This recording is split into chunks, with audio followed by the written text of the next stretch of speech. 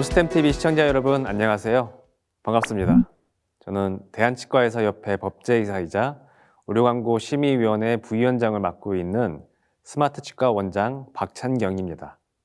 최근 SNS나 온라인을 통한 의료광고가 늘어나면서 의료광고와 관련된 의료법 조항 위반으로 인한 행정처분이라든지 의료광고 심의기준 위반으로 인한 심의반려 등이 늘어나고 있는 실정입니다. 오늘 강의는 의료광고 하실 때 주의해야 될 의료법이랑 그리고 저희 의료광고심의위원회의 의료광고 심의 기준에 대해서 가이드라인을 알려드림으로써 개원가에 도움을 드리고자 합니다. 제 양력은 요 슬라이드를 참고해 주시기 바라고요. 현재 저는 대한치과의사협회에서 법제이사, 치과의료감정원 부위원장, 의료광고심의위원회 부위원장, 회원고충처리위원회 간사, 중앙윤리위원회 간사를 맡고 있습니다. 자, 의료광고란 잘 아시겠지만 무엇인지 한번 보겠습니다. 법적으로는 의료법에서는 의료광고의 개념을 정의를 하고 있는데요. 의료법 제56조 제1항에서 의료광고란 의료인 등이 신문, 잡지, 음성, 음향, 영상, 인터넷, 인쇄물, 간판, 그리고 그 밖의 방법에 의하여 의료행위, 의료기관 및 의료인 등에 대한 정보를 소비자에게 나타내거나 알리는 행위라고 정의하고 있습니다. 광고 주체는 원칙적으로 의료기관 개설자, 의료기관의 장 또는 의료인 등이 될 수가 있고 여러 가지 신문, 잡지라든지 광고 매체를 통해서 이루어질 수 있겠습니다. 의료법상 금지되는 광고에 대해서 잘 아셔야 되는데요. 우선은 의료법 제3조의 5에 따라서 보건복지부로부터 지정받은 전문병원이 아닌데 전문병원 명칭을 사용하는 행위는 일단 금지가 됩니다. 그리고 의료법 제27조 3항에 따라서 누구든지 불특정 다수인에게 영리를 목적으로 환자를 의료기관이나 의료인에게 소개, 알선, 유인하는 행위 및 이를 사주하는 행위는 금지되고 있습니다. 따라서 이러한 내용의 광고가 내용상으로 있다면 당연히 금지된다고 보아야 될 것입니다. 그리고 의료법 제56조 제2항에서 이제 의료 광고 시 어떠한 내용들이 구체적으로 금지되는지 크게 14가지 정도로 나눠서 이런 광고는 하지 못한다고 규정하고 있습니다. 따라서 이러한 내용의 광고는 저희 의료광고 심의에서 반려 처리를 하고 있는데요. 특히 광고 매체에 따라서 사전 심의를 반드시 받아야 되는 의료 광고가 있습니다. 그래서 사전 심의를 받아야 되는 매체에서는 꼭 받으셔야 되고 그 매체가 아니더라도 의료 광고는 일단은 의료법에 이러한 광고는 하지 못한다고 되어 있기 때문에 이런 14가지에 해당되는 광고는 하시면 안 되겠습니다. 그럼 이 14가지가 무엇인지 하나씩 보도록 할 텐데요. 먼저 신의료기술 평가를 받지 아니한 의료행위를 광고하는 행위는 금지됩니다. 그리고 의료인 등이 치료 효과를 오인할 우려가 있는 환자의 치료 경험담 또는 치료 후기 형태의 광고를 하는 행위는 금지됩니다. 또한 객관적 사실과 다르거나 객관적으로 증명이 어려운 배타적 표현 등을 사용하는 광고 행위는 금지됩니다. 다음으로 다른 의료인의 기능 또는 진료 방법과 비교해서 본인이 더 우수하거나 효과가 있다는 내용으로 광고를 하는 행위는 금지됩니다. 또한 다른 의료인을 비방할 목적으로 해당 의료인이 수행하거나 광고하는 기능이라든지 진료 방법에 대해서 불리한 사실을 광고하는 행위도 금지됩니다. 시술 행위를 노출하는 광고도 금지되고요. 심각한 부작용이나 중요한 정보를 누락하거나 글씨 크기를 작게 하는 등으로 해서 그 부작용을 눈에 잘 띄지 않게 광고하는 행위도 금지되겠습니다. 다음으로 과장 광고, 그리고 법적 근거가 없는 자격이나 명칭을 표방하는 광고, 신문, 방송, 잡지 등의 기사나 전문가의 의견 형태로 표현되는 광고는 금지됩니다. 그리고 심의를 받아야 되는 광고임에도 심의를 받지 않고 광고하거나 심의를 받은 다음에 그 심의받은 내용과 다르게 그 심의피를 위조해서 광고하는 행위도 금지되겠습니다. 그럼 이제 어떤 광고가 꼭 심의를 받아야 되는 광고인지는 다음 슬라이드에서 설명해 드릴 거고요. 그리고 외국인 환자를 유치하기 위해서 국내에서 광고하는 행위는 등록된 기관이 특정 장소에서 광고하는 경우를 제외하면 금지됩니다. 그리고 소비자 오인 소지가 있는 비급여 진료 비용 할인 광고는 금지됩니다.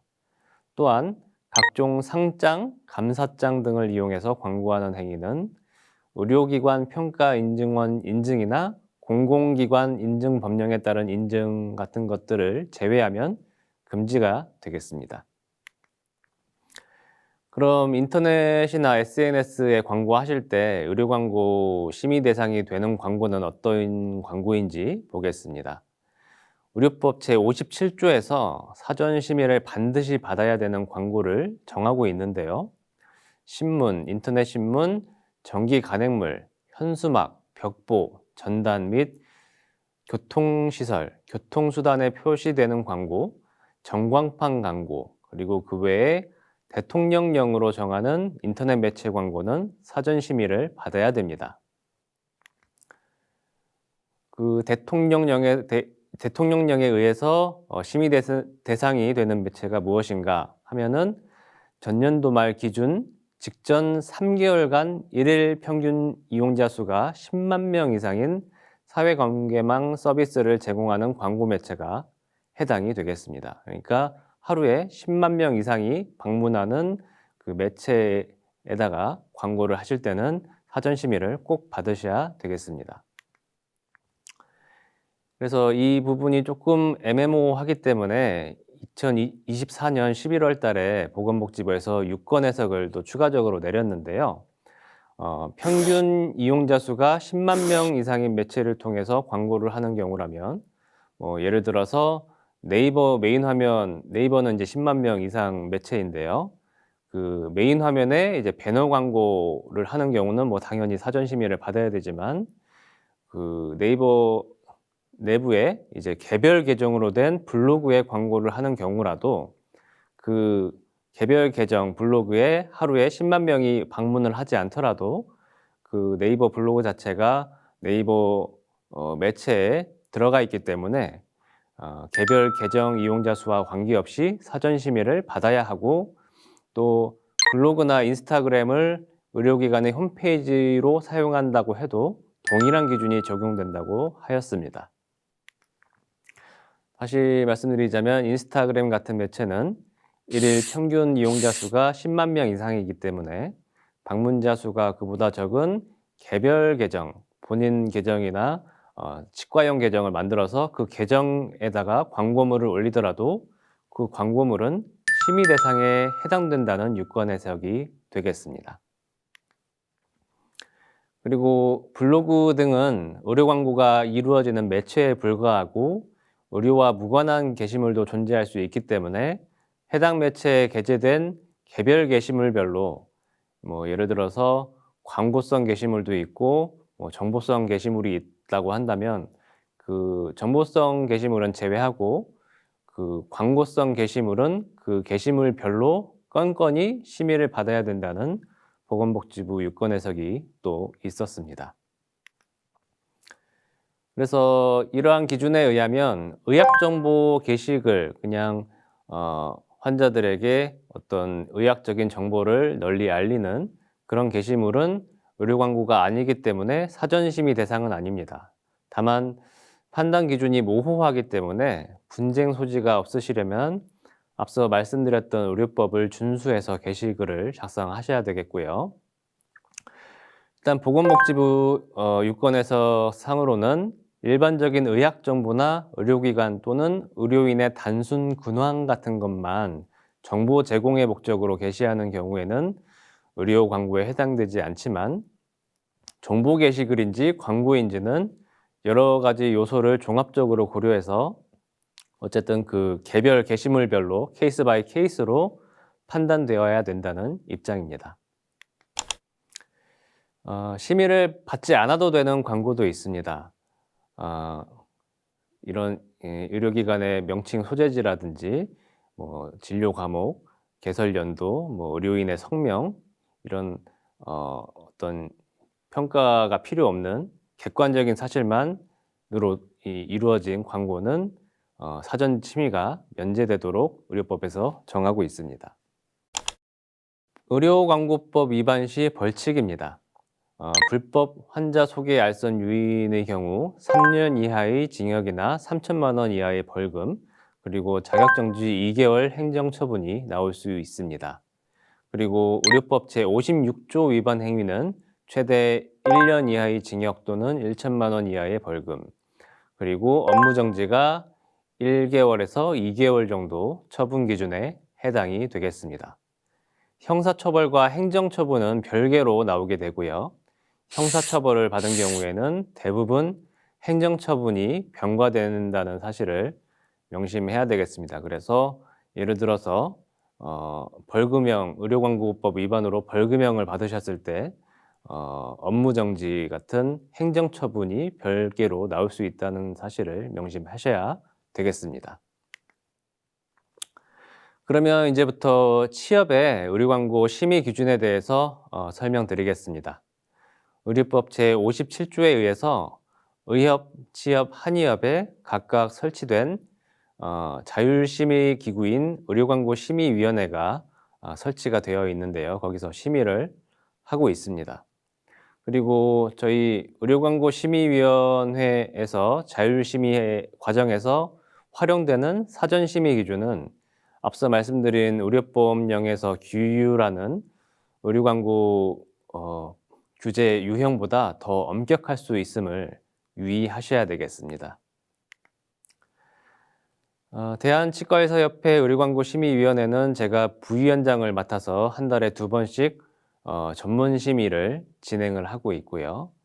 현재 21분의 위원들이 회의에 참여하고 계신데 각 학회나 지부 등의 입장을 대변하시는 치과의사 선생님 10분이랑 그리고 객관적인 심의를 위해서 변호사 3분, 그리고 의사, 한의사, 약사가 각각 직역별로 또 한 분씩 위촉이 되어 있고 이 또한 의료법에 이렇게 해야 된다고 정해져 있습니다. 그리고 환자단체와 광고단체, 소비자단체, 여성단체 등에서 오신 위원님들이 포함되도록 의료법에 명시가 되어 있기 때문에 이에 맞는 위원님들이 위촉이 되어 있어서 치과 의사 입장뿐만 아니라 객관적으로 일반적인 기준에 부합하도록 심의를 진행하고 있습니다.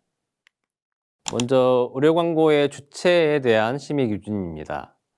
의료광고의 주체는 원칙적으로 앞서 말씀드린 바와 같이 의료기관 개설자, 의료기관의 장 또는 의료인이어야 되는데요. 의료광고의 주체가 없거나 불명확한 의료광고는 할 수가 없고, 그리고 의료기관 부속시설은 의료광고의 주체가 될 수가 없습니다. 물론 광고업체가 광고를 대행을 해서 할 수는 있겠습니다만 어쨌든 주체는 명확해야 되겠고요. 의료기관 네트워크, MSO 이런 업체들은 따라서 이제 의료광고의 주체가 될 수는 없고요. 그 네트워크에 속한 의료기관이 주체가 되어야 합니다. 그리고 네트워크 소속 의료기관이 동일한 수준을 보유한 것 같은 인상을 주는 내용은 그 내용이 실제가 아니라고 한다면 허용되지가 않습니다. 그리고 의료광고 시에는 반드시 의료법에 따른 의료기관 명칭을 표시하셔야 되고요. 의료기관의 명칭은 개설 당시 보건소에 신고한 명칭을 그대로 사용하는 것을 원칙으로 하기 때문에 저희가 심의를 받으실 때 개설 허가증도 제출을 받아서 확인을 하고 있습니다. 그리고 예외적으로 의원이라는 명칭의 클리닉을 의원과 함께 병기해서 이렇게 하는 것은 가능하고요.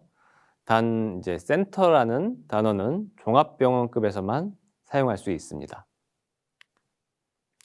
따라서 뭐 스케일링 센터, 미백 클리닉, 진료센터, 임플란트 센터 이런 것들은 의원급에서 표시하는 경우에는 불인정되신다는 것을 유의하셔야 되겠습니다. 다음으로 치료 효과 보장 광고 금지입니다. 일주일이면 치료할 수 있다. 당일 퇴원, 당일 치료 가능. 이런 문구처럼 치료 기간을 단정적으로 명시한 문구는 사용할 수 없고요. 왜냐하면 이제 케이스 바이 케이스로 당일날 되지 않을 수가 있기 때문에 그렇습니다. 그리고 다만 통상적으로 뭐 얼마 정도 걸린다. 아니면 당일 뭐 치료가 마무리되도록 힘쓰겠다, 지향한다. 이렇게 완곡하게 표현하고 그 표현이 교과서적으로 인정이 된다고 한다면 케이스 바이 케이스로 허용되기도 하고 있습니다. 그리고 치료 효과 보장 광고 금지 관련해서 질병에 대해서 과도하게 불안감과 공포를 조성하는 문구는 불허할 수 있습니다. 또 의료기관 고유 명칭이 다중적인 의미를 갖는 경우가 있는데요. 그 의료기관의 고유 명칭을 이용해서 광고 카피로 활용을 하실 때 그 활용 방법 자체가 소비자의 현혹에 해당될 수 있는 문구는 저희가 불허할 수가 있습니다. 그리고 환자의 치료 경험담, 의료인의 환자 치료 사례 같은 것들은 의료법에 따라서 허용이 되지가 않고요. 왜 그러냐면 이제 치료 결과는 뭐 좋게 나올 수도 있지만 여러 가지 원인에 따라서 다르게 나타날 수 있기 때문에 반드시 치료 결과가 좋게 나온다고 보장할 수가 없는 부분이 있기 때문에 소비자 현혹할 수 없다는 취지로 보시면 되겠습니다. 마찬가지 이유로 수술 전후 사진 게재는 허용이 되지 않고 있습니다. 다음은 임상 경력과 관련된 심의 기준인데요.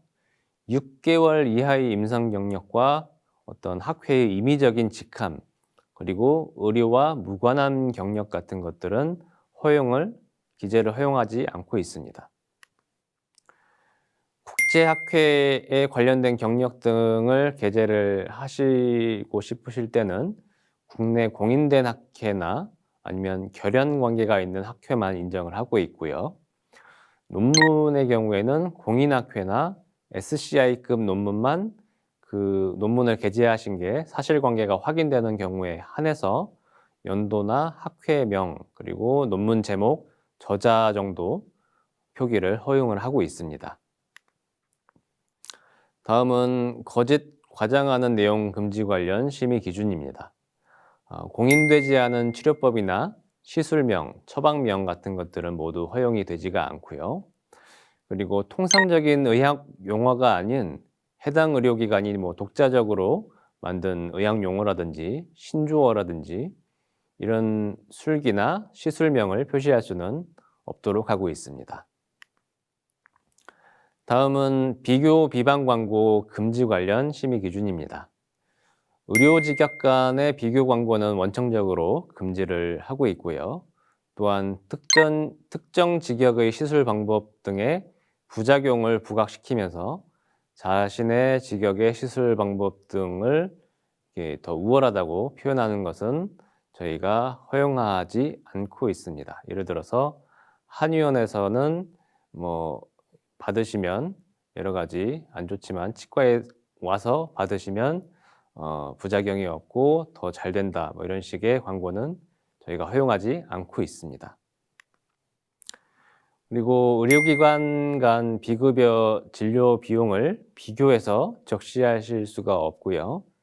특정 진료 과목에 대해서 전문의에게 진료받는 것이 더 안전하고 비전문의에게 진료받을 경우에 부작용 발생 같은 게 더 위험할 수 있다는 내용의 광고는 저희가 명백한 비방 광고로 보아서 불허된다는 점을 유의하셔야 되겠습니다. 다음은 객관적 근거 미비 광고 금지 관련 심의 기준인데요. 법적 근거가 없는 자격이나 명칭을 표방하는 광고는 금지가 되고요. 공인받은 학술지를 근거로 인용하셔야 됩니다. 그리고 표준어나 학술적으로 인정받은 일반명은 아니지만 많이 쓰여서 사회성을 획득한 일반명이 있을 수가 있습니다. 그런 걸 표기하시자고 하는 경우에도 그 사안별 가능 여부를 심의위원회에서 전문위원들이 같이 판단을 하게 되겠고요. 이때에도 의료기관이 그냥 독자적으로 정의를 했거나 임의적으로 만든 명칭은 허용되지가 않습니다. 예를 들어서 이제 최근에는 뭐 라미네이트 시술 명칭을 여러 가지로 독자적으로 만들어서 광고를 하시려는 경우가 있는데요. 그 명칭이 임의적인 학술적인 근거가 없다고 판단이 되면 허용을 하지 않고 있습니다. 다음은 칼럼 또는 기사 형식의 광고 심의 기준입니다. 신문, 잡지, 그리고 기타 간행물이나 인터넷 신문 등의 기사나 전문가의 의견 형태로 표현되는 광고는 의료법에 금지된다고 명시되어 있기 때문에 할 수가 없습니다. 여기에서 기사는 해당 언론사나 출판사에 소속된 기자가 쓴 글로 정의를 하고 있고요. 이제 광고가 아니라 정말 그 기사가 그냥 순수한 기사 아니면 그냥 전문가의 의견을 그냥 기사화한 그런 기사라면 의료 광고가 아니기 때문에 심의 대상에 해당은 되지 않을 수 있는데요. 그 기사에 의료기관 명칭이나 홈페이지 주소, 뭐 약도, 전화번호 같은 게 게재가 되어 있을 경우에는 의료 광고에 해당될 수가 있기 때문에 의료법에서는 비의료인의 의료 광고를 금지하고 있습니다. 그래서 의료법에 저촉될 가능성이 있음을 유의하셔야 되겠습니다. 그리고 비급여 비용의 할인이나 면제되는 광고는 의료법에 금지 조항이 있기 때문에 의료 광고 심의 기준에서도 허용을 하고 있지 않습니다. 다음은 환자 유인 광고 금지 관련 심의 기준입니다. 프리미엄 VIP 같은 최상급 표현은 이제 금지를 하고 있고요. 특정 기업이나 협약을 체결했다 이런 광고도 허용하지 않고 있습니다. 그리고 뭐 직접적이나 간접적으로 뭐 이벤트라든지 경품을 제공한다는 그런 내용이나 그런 내용을 암시하는 광고도 불허하고 있습니다. 기타 심의 기준으로는 신체적 결함이나 약점을 조롱하거나 희화화하는 내용이나 외모 비하적인 내용의 광고나 어떤 표현은 허용하지 않고 있습니다. 그리고 은어나 비속어 등을 사용하시는 경우에는 올바른 의료 광고 문화 정립 및 의료인 품위 손상을 고려해서 허용하지 않고 있습니다. 그리고 의료기관 홈페이지 주소나 도메인 명칭을 이제 또 광고의 수단으로 활용하시는 경우가 있는데요. 그 명칭 자체가 저희 의료 광고 심의 기준에 위배가 될 경우에는 광고를 불허하고 있습니다. 이렇게 특정 가격을 연상시킨다든지 그런 도메인은 불허하고 있다고 보시면 되고요. 그리고 위화감을 조성하거나 사회적 편견을 조장하는 내용으로 구성되어 있는 광고도 불허될 수 있습니다. 그리고 봉사활동이나 사회 공헌하는 부분을 이제 의료 광고에 하시는 경우는 그 활동이 가지는 본질적인 의미를 퇴색시킬 수 있기 때문에 의료 광고에 활용하는 것은 적절치 않다는 판단을 저희가 하고 있어서 불허하고 있습니다.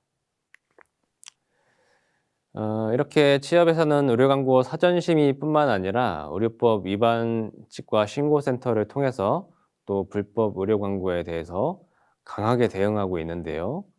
이는 이제 최근에 많은 회원분들께서 취업에 요구하시는 상황이기도 합니다. 이에 대해서 간단히 설명드리겠습니다. 목차입니다. 의료법 치과 신고센터를 소개해드리고 신고센터 100일 결산 결과, 그리고 불법 의료 광고를 왜 근절해야 되는지, 그리고 취업의 불법 의료 광고 고발 사례와 처리 결과, 순으로 설명을 드리겠습니다. 대한치과의사협회는 불법 의료 광고, 무면허 치과 등 의료법을 위반하는 행위를 근절하기 위해서 2024년 4월 1일부터 의료법 위반 치과 신고센터를 설립해서 운영을 하고 있습니다. 신고센터는 협회 홈페이지 초기 화면에 있는 하단의 배너를 통해서 접근하실 수가 있고요. 이 신고센터에서는 불법 의료 광고, 사무장 치과, 1인 1개소법 위반 치과, 과도한 위임 진료, 과잉 진료, 환자 유인 날선과 같은 의료법을 지나치게 위반한 치과에 대해서 저희가 신고를 받고 있고요. 신고된 건들에 대해서는 법적인 검토를 거쳐서 관계기관에 신고하거나 저희가 직접 형사고발을 하기도 하고 있습니다. 이 신고센터의 목적은 치과계의 불법 행위를 근절하고 나아가서 또 회원들이 자발적으로 불법 행위를 하지 않도록 계도하는 것이 목적이고요. 이러한 자정 활동을 통해서 궁극적으로는 국민의 구강 건강을 위해서 또 치과와 환자에게 모두 긍정적인 치과 환경을 조성하려는 의도를 가지고 있습니다. 신고센터 출범하고 100일이 지나서 결산을 했던 자료인데요. 보시면은 불법 의료 광고 신고가 가장 많이 들어왔던 것을 알 수 있습니다. 불법 의료 광고를 왜 근절해야 되는지 이제 저희 취업이나 치과의사 회원분들께서는 아주 잘 알고 계시지만 관계기관이나 유관단체, 정부 사법기관에서는 잘 이해하지 못하는 경우가 있습니다. 그래서 그때 저희가 항상 말씀드리는 취업의 입장인데요. 치과계양과의 과당 경쟁이 심해지면서 저수가를 특히 최근에 내세우는 불법 의료 광고의 폐해가 굉장히 심각한 것으로 드러나고 있습니다. 특히나 최근에 이제 하나둘씩 터지고 있는 저수가 치과의 불시 폐업 사태가 그 단적인 예인데요. 저수가를 유지하면서 이제 운영하게 되면 결국은 불법 위임 진료라든지 과잉 진료, 부실 진료 같은 문제들이 수반될 수밖에 없습니다. 그래서 그 결과는 고스란히 환자들의 피해로 이어질 수밖에 없고요. 또한 이로 인해서 올바른 운영을 하는 치과들을 포함한 모든 치과계 전체가 신뢰도가 저하될 뿐만 아니라 묵묵히 이제 주어진 환자 치료에 최선을 다하고 있는 선량한 치과의사 회원들까지도 불이익을 받게 되는 심각한 문제가 있기 때문에 취업에서는 불법 의료 광고를 근절해야 된다고 유관단체와 사법기관에 저희가 주장을 하고 있습니다. 불법 의료 광고에 대한 이제 회원분들의 요구도가 상당히 갈수록 높아지고 있는데요. 취업의 대응 프로세스를 말씀드리자면 일단은 불법 의료 광고를 의료법 위반 신고센터를 통해서 상시적으로 신고를 받아서 모니터링을 하고 있습니다. 그리고 신고받은 건에 대해서 위법하다고 판단이 되면 보건소에 신고하고 시정 요청 공문을 해당 치과에 등기 우편으로 발송을 하고 있고요. 그럼에도 불구하고 이제 악질적으로 반복되는 불법 의료 광고가 있다고 저희가 판단이 되면 형사 고발까지도 시행을 하고 있습니다. 취업의 불법 의료 광고 형사 고발 사례를 몇 가지 말씀드리겠습니다. 페이스북의 랜딩 페이지를 이용해 치료 경험담, 환자 유인, 미심이, 법적 근거 없는 자격 포함, 그리고 상장, 감사장 이용 광고, 과장 광고 등의 문제가 있는 광고를 고발한 결과 기소유예 처분이 나왔고요. 기소유예는 이제 별개로 행정처분이 또 영업정지가 추가로 내려질 수 있는 형사처분 결과입니다. 고발인에게 형사처분 결과까지만 알려주고 행정처분 결과는 주지 않기 때문에 영업정지가 실제로 내려졌는지는 추정만 가능한 상태입니다. 다음 사례는 인터넷 신문에 기사형 광고를 내면서 치료 경험담, 치료 효과 보장, 다른 의료인 비방 비교 광고를 했던 광고를 저희가 고발했던 결과고요. 약식기소로 이 또한 벌금형에 의해서 영업정지가 내려질 수 있는 형사처분이 나왔던 사례입니다. 다음으로 과도한 가격 할인, 무료 혜택 제공, 또 묶어서 팔기 형식 이런 것들로 환자를 유인한 결과 고발이 들어갔고 기소유예 처분이 나왔던 사례입니다. 최근에는 이러한 불법 의료 광고를 마케팅 업체가 부추기거나 실질적으로 치과를 실소유해서 운영하는 정황까지도 지금 나타나고 있습니다. 그래서 치압은 마케팅 업체를 고발을 하기도 하고 있습니다. 의료인이 아님에도 의료에 대한 광고를 하고 위심의 광고를 하고 허위 광고를 하고 그리고 개인정보보호법 위반 광고, 예를 들어서 설문조사 형식의 어떤 게시물을 올려서 그 게시물에 임플란트 얼마에 하실 분 이렇게 연락처를 모아서 그거를 이제 치과에 제공하는 경우는 개인정보보호법 위반 소지가 있기 때문에 이러한 혐의로 형사고발을 하기도 하고 있습니다. 예, 오늘 강의 내용을 이제 요약해서 마지막으로 말씀드리겠습니다. 의료 광고 시에 의료법에 명시된 금지 사항은 광고하시면 안 되겠습니다. 그리고 SNS를 통한 의료 광고를 하시려면 먼저 사전 심의를 받으셔야 되겠고요. 블로그의 경우에는 의료 광고성 게시물을 게시하는 경우 각 게시물별로 사전 심의를 받으셔야 됩니다. 의료 광고 심의 과정에서 활용되는 사전 심의 기준은 의료 법령에서 규율하는 의료 광고 위반 유형보다 더 엄격할 수 있음에 유의하셔야 되겠고요. 사전 심의 대상이 아닌 매체에 광고하시더라도 의료법에 저촉되는 내용은 처벌될 수 있기 때문에 주의하셔야 됩니다. 그리고 마지막으로 치협은 의료 광고 자율 심의를 수행하면서 불법 의료 광고 모니터링이나 신고, 고발 등 자정작용도 수행하고 있음을 말씀드리겠습니다. 이상으로 오늘 강의를 마치겠습니다. 경청해 주셔서 감사합니다. 수고하셨습니다.